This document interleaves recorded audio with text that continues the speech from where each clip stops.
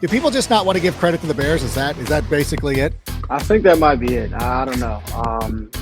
You watch that game and see how we dominated. Really over the past, since we faced them the first time and combined this last game, we pretty much dominated for really 58 minutes. You know what I'm saying? 50, 57 minutes of, playing against them. And, I felt like coming off of, not just me, but the whole team felt like walking off that field.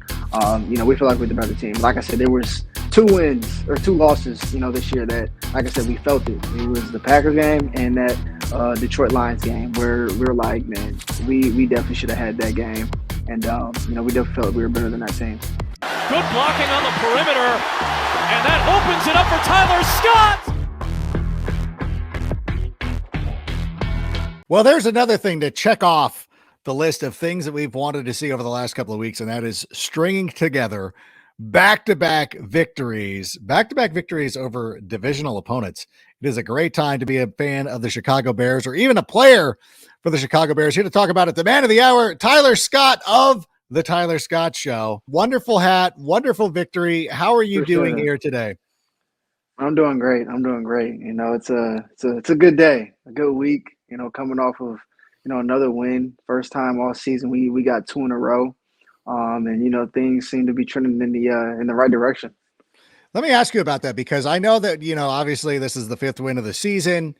There's been other victories, but not been able to follow them up. Getting the back-to-back wins, do you notice that it's a little bit different because you get one and you're like, okay, you're hopeful you can get a second, but now you got a second. Has there been a definite momentum shift or do you guys even pay attention to things like that?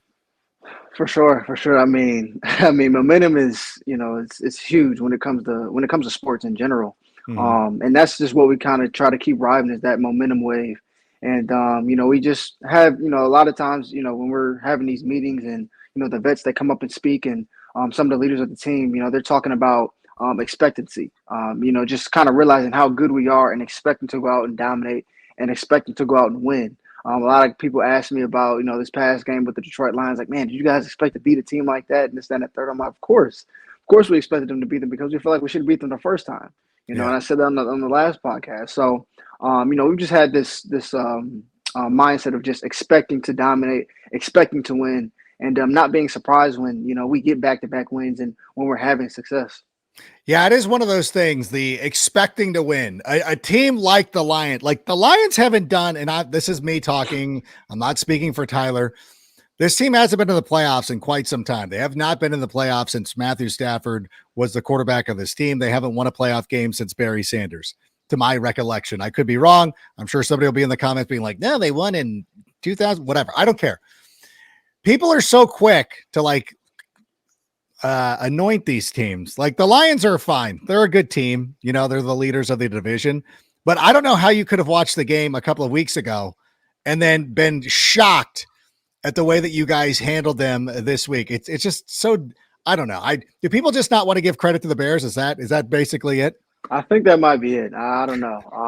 You watch that game and see how we dominated, really over the past, since we faced them the first time and combined this last game, we pretty much dominated for really 58 minutes, 50, 57 minutes of, playing against them. And, I felt like coming off of, not just me, but the whole team felt like walking off that field. We feel like we're the better team. Like I said, there was two wins or two losses, this year that, like I said, we felt it. It was the Packers game and that Detroit Lions game where we were like, man, we definitely should have had that game. And, we definitely felt like we were better than that team. Yeah. And anytime it's a divisional game, it's always going to sting a little bit worse. And now 2-3 against the division, which is nice. A chance to level up in week 18, but let's look forward a little bit to the Cleveland. Yeah, let's follow on. I'm going to follow the flow here. Follow that up because again, last week, there were two people in the NFL media group who they put out. You guys have seen it. Everybody's seen it on my social media. I was the only one who picked the Giants to win. I was the only one who picked the Jets to win over the Texans. There was one straggler who jumped on board to pick the Bears this week. So I didn't get another lone wolf one, but still there was two of us against everybody. And again, going into this game against Cleveland, I anticipate once again, there's a chance I might be the only one picking the Bears. I just feel like it's a mistake. Like what do we have to do to let people know, like, yeah, we can play some football? I mean, that's fine. If that's how, people feel and have their opinions about, the Bears, and, they week in and week out, they want to pick against us. That's fine. You know what I'm saying? We'll be the underdogs. And at the end of the day, you got to go out and play the game. It's 60 minutes. You got to play the game to prove. And that's why you play on Sunday. Any given Sunday, any team can win. And so, I mean, that's fine. We don't really, like I said, pay attention to, all the kind of people, the voices, which is why we're able to have the success that we've been having of late, is because we're able to block out all the noise and things of that nature on and off the field throughout the season, to keep the main thing, and to continue to press forward and not, allow what's going on around us, and just the things that have gone on this season to distract us from, continue to get better and to elevate ourselves. And that no matter what, Adam Rank's got you. So you have that going for you. Don't be dismissive like that. They know. I walk into that locker room. They know who I am. Sometimes it's good. I think Darnell Mooney, that was pleasant. I don't think that Matt Eberflus was extremely pleased to see. Although we're fine. We've got we had a nice repartee. When I did see him in person, I might have been critical of some things, but listen, we're not here to talk about that right now. I'm thinking about this Cleveland Browns team, and I will say, listen, I'm picking the Bears to win. It should be no surprise there, but this is going to be a difficult test because the Browns do have one of the best players in all of football, Myles Garrett. If you're making a case for somebody, for a non-quarterback to be an MVP this season, Myles Garrett is certainly going to be in that conversation. What kind of problems does he pose for an opposing offense when you guys start to sit down and look at the Cleveland Browns? What are you noticing about Myles Garrett? Yeah, he's different, man. He's all over the place. I mean, unlike a lot of guys you face this year, we face some pretty good, edge rushers, with Aiden Hutchinson, Max Crosby, and we face some top tier guys across the league, but I don't think we face anyone quite like Myles Garrett, to be honest with you. And, he definitely posed some problems. I mean, I can think back to the Tennessee Titans game kind of earlier this year, where I guess they were trying to like triple team the guy. Yeah. And it's like they couldn't even, it's just wild how, one man can have that effect, on a game, and how you run your offense. And he's someone where you have to know where he's at every play. Every single play, where's 95? And, it's crazy, even now, like, talking about it, going against them now. I remember back when he was drafted, because growing up, I'm from Northeast Ohio. Yeah. Grew up, pretty much, watching the Browns, listen to the Browns every Sunday. Remember when they drafted Myles Garrett, and now coming to the point where I'm, going against them, on Sunday is pretty cool. But he poses a lot of issues for an offense for sure.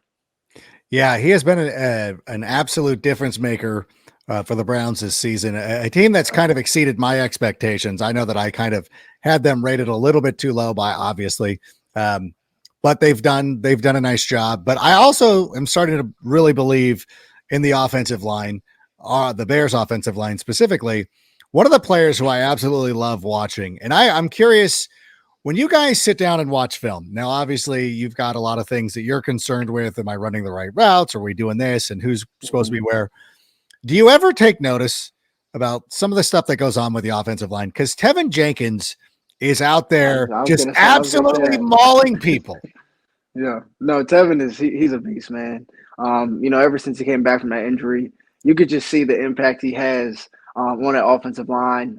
He had bounced around a little bit, with injuries and things of that nature, and he's been able to adjust. But I mean, when he's on the field, you could definitely feel his impact as far as his extra effort plays. Just seeing him down the field blocking, pushing piles, things of that nature. We talked about it, a couple shows ago, just how good first of all of a person he is, and just how cool he is, and just his personality is unique. And then just to see him kind of just transfer on the field to be this like kind of just whole new type of person when you're watching him play. But he definitely makes a huge impact on this offense. We have been sitting here waiting for your first touchdown.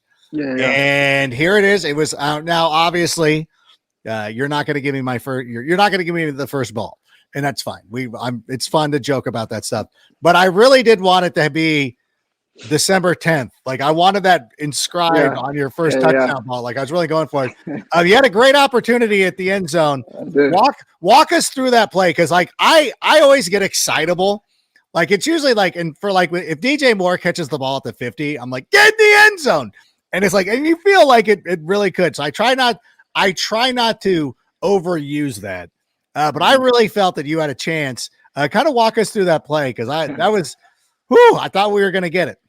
Yeah, no, so, ran the play, obviously pass play, and, coming off the ball, looking at the coverage, I'm like, okay, I should have a very, good chance of getting this ball just looking at the coverage that they were playing. The corner ended up bailing. I was kind of the, check down guy there. We had like a little seam route kind of to the back of the end zone.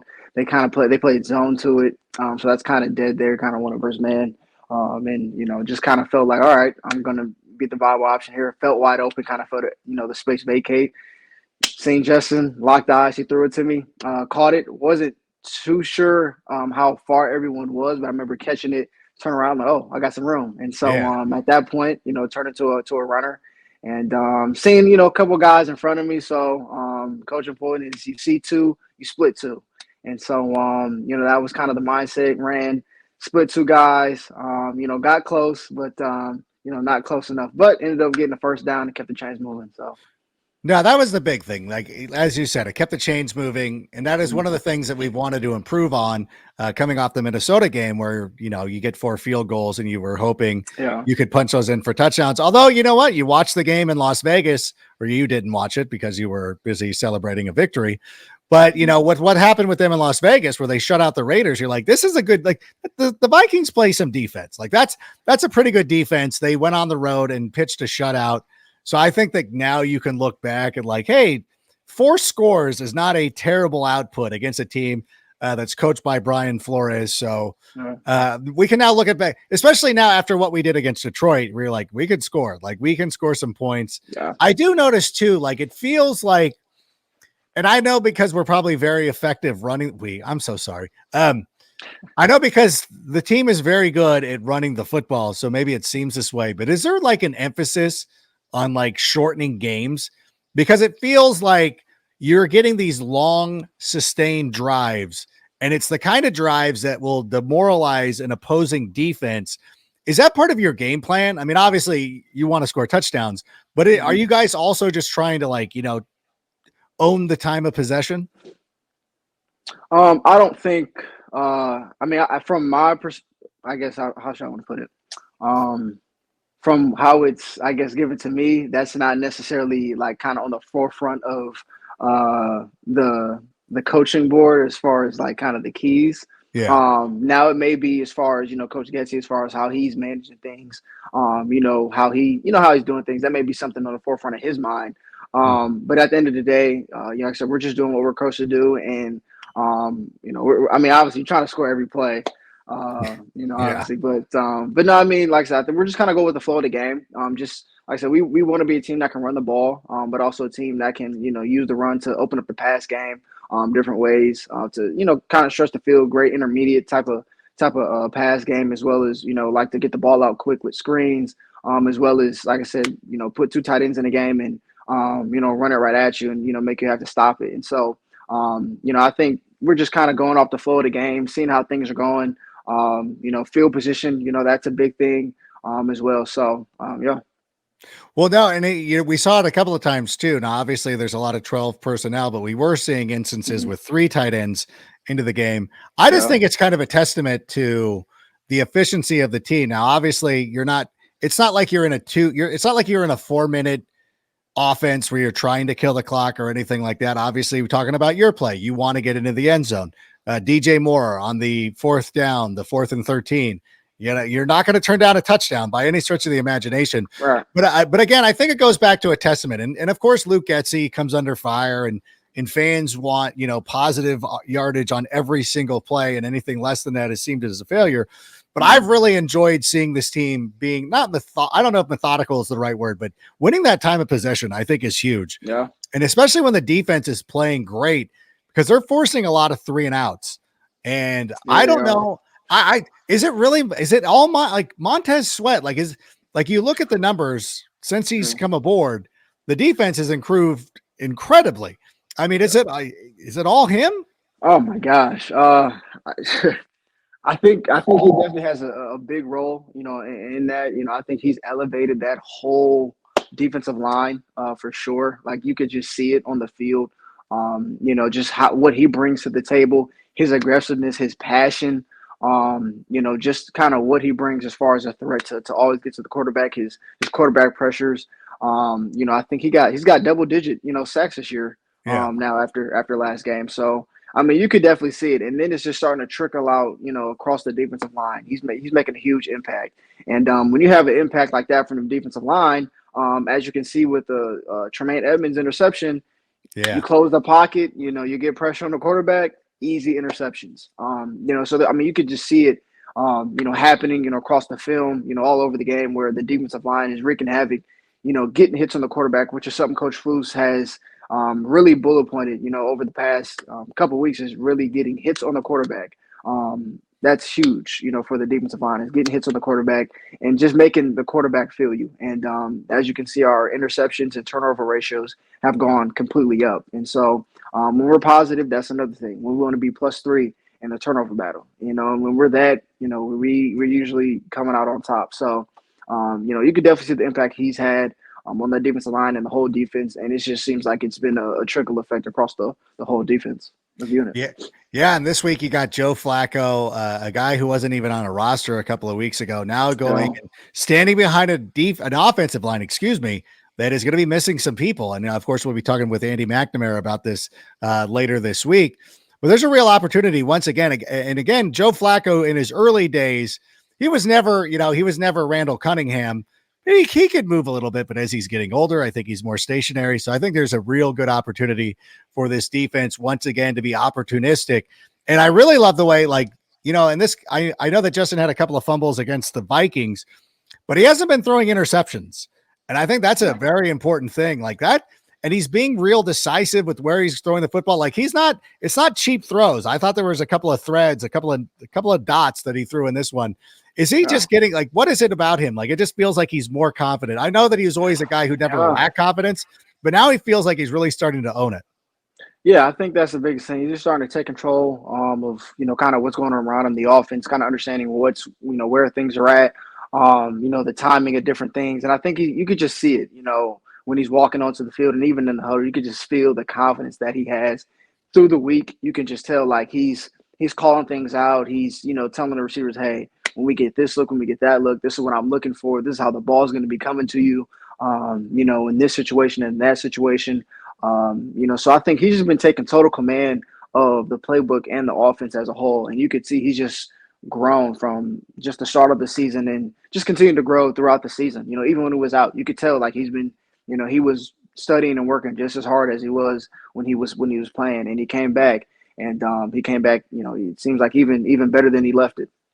Yeah, and when you look at it, I released a short here on YouTube where his passer ratings above Joe Burrow and Trevor Lawrence, his touchdown to interception rating is better than Patrick Mahomes and Josh Allen.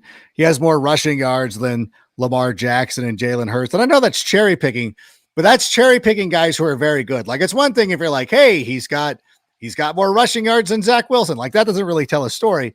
But when it's Lamar and he's missed a bunch of games.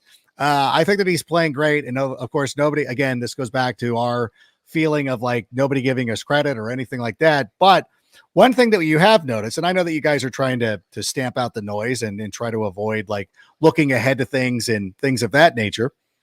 But when you start to look at the NFC playoff picture, the Bears are now in the hunt, not only in the hunt, one game behind the number 7 seed. Now I know there's some other teams in the mix there. There's some other considerations there, but I mean, is that I know again, as you guys are trying to fade the noise and everything, is that something you're like, oh, look at us? I know that the receiver room talked about this a couple of weeks ago. Yeah. Is that starting to catch on with everybody else? That's real. That's real. That is definitely real.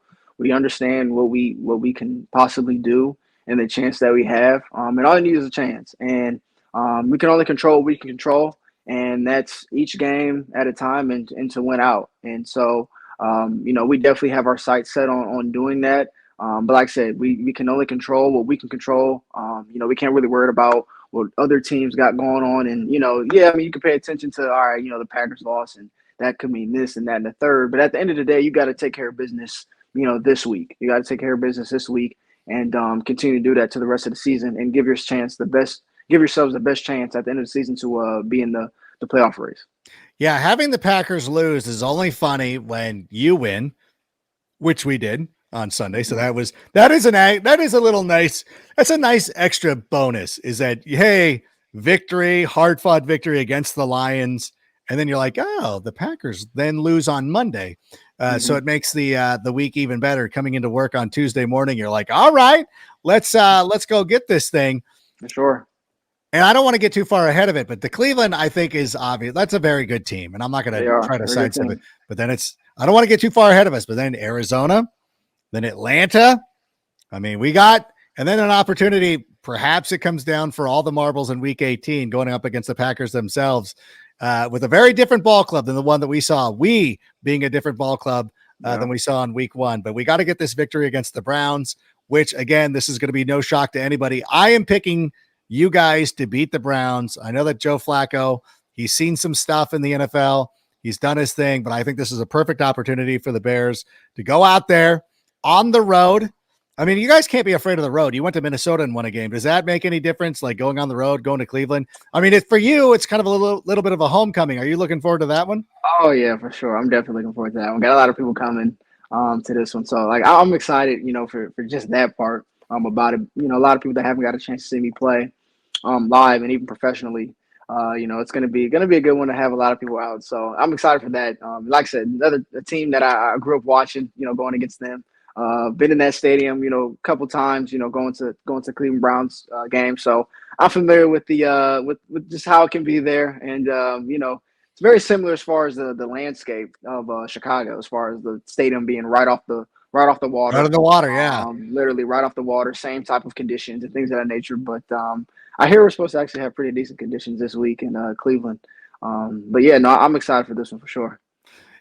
First of all, I love the city of Cleveland. I think it's a great place. The fans are great. They've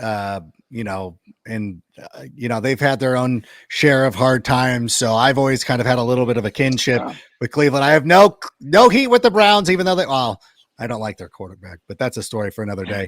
I will say this though, is like now it's all starting to come full circle, because while I thought that you were going to try to get your first touchdown on my birthday, I now see that you've been selfishly waiting until you went home to Ohio. How did I not see this coming?